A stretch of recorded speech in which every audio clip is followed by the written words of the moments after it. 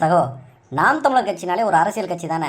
அந்த கட்சியில் எதுக்கு இப்போ சம்பந்தமே இல்லாமல் தண்ணீர் மாநாடு மரங்களின் மாநாடுன்னு போட்டு உங்கள் சீமான் பேசிக்கிட்டு இருக்காரு? அதுகளுக்கெல்லாம் என்ன ஓட்டா இருக்குது? எதுக்கு இப்படி தேவையில்லாமல் வெட்டி மாநாடு போட்டுக்கிட்டு இருக்கீங்க? ஓ, உங்களுக்கெல்லாம் இதை பார்த்தா வெட்டி வேலை மாதிரி தெரியுதுல்ல.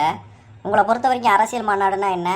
காவாலா பாட்டுக்கு பெண்களை அரையும் குறையுமா ஆட விட்டுட்டு ஆகாதும் போகாதையும் பேசிக்கிட்டு கோட்ரு கோழி பிரியாணி கொடுக்குறது தான் அரசியல் மாநாடுன்னு நினச்சிக்கிட்டு இருக்கீங்க.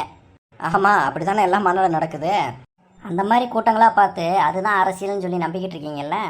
உங்களுக்கு சீமானவர்கள் போடக்கூட தண்ணீர் மாநாடு மரங்களின் மாநாடு எல்லாமே வெட்டி வேலை மாதிரி தான் தெரியும். சரி, இப்போ உனக்கு ஐநா வெளியிட்டிருக்கக்கூடிய தண்ணீர் திவால் அறிக்கையை பற்றி தெரியுமா? தண்ணீர் திவாலா அப்படின்னா? அதாவது ஒருத்தன் வருமானத்துக்கு அதிகமாக செலவு செஞ்சானா கூடிய சீக்கிரம் கடகாரனாகி திவால் ஆயிடுவான்ல.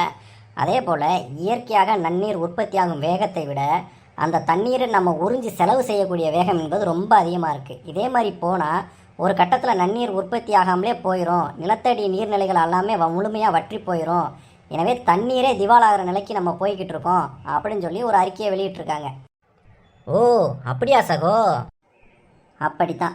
ஐநாவே இப்போ தான் அறிக்கையை வெளியிடுறாங்க.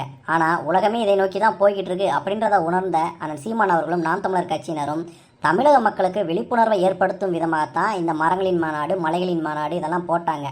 அது புரியாமல் நீங்கள் என்னன்னா மரத்துக்கு ஓட்டு இருக்கா மலைக்கு ஓட்டு இருக்கான்னு கிண்டல் பண்ணிகிட்டு இருக்கீங்க. ஆனால் சீமான் அவர்களுக்கும் நல்லா தெரியும், மரமோ மலையோ நம்மளுக்கு ஓட்டு போட போகிறதில்ல. ஆனால் ஓட்டு போடுறதுக்கு மனிதர்கள் உயிரோடு இருக்கணும்னா இந்த மரம் மலை இதெல்லாம் பாதுகாக்கணும். அதெல்லாம் பாதுகாப்பாக இருந்தால் தான் இந்த பூமியில் மனித இனம் பாதுகாப்பாக இருக்க முடியும் அப்படின்றத உணர்ந்ததால தான் மக்களுக்கு விழிப்புணர்வு ஏற்படுத்துறதுக்காக இந்த மாதிரி மாநாடெல்லாம் போட்டுட்ருக்காங்க. இப்போ சொல்லு, அண்ணன் தண்ணீர் மாநாடு போட்டது வெட்டி வேலையா? ஒன்றை மட்டும் நல்லா புரிஞ்சுங்க சகோ, நம்மளுடைய அடுத்த தலைமுறைக்காக நம்ம காரு பங்களா சொத்து சுகம் எவ்வளோ வேணுமாலும் சேர்த்து வைக்கலாம். ஆனால் இந்த பூமியில் தண்ணி இல்லைன்னா அவங்களால வாழவே முடியாது. நம்ம இந்த காரு பங்களா சொத்து சுகத்தை சேர்க்குறத விட இந்த இயற்கையை பாதுகாத்து நிலத்தடி நீரை பாதுகாத்து வச்சாலே போதும், நம்மளுக்கு அடுத்த தலைமுறையில் நிம்மதியாக இந்த பூமியில் வாழ முடியும். அதுக்காகத்தான் நான் சீமான் அவர்களும் நாம் தமிழர் கட்சியினரும் இந்த களத்தில் போராடிக்கிட்டு இருக்காங்க.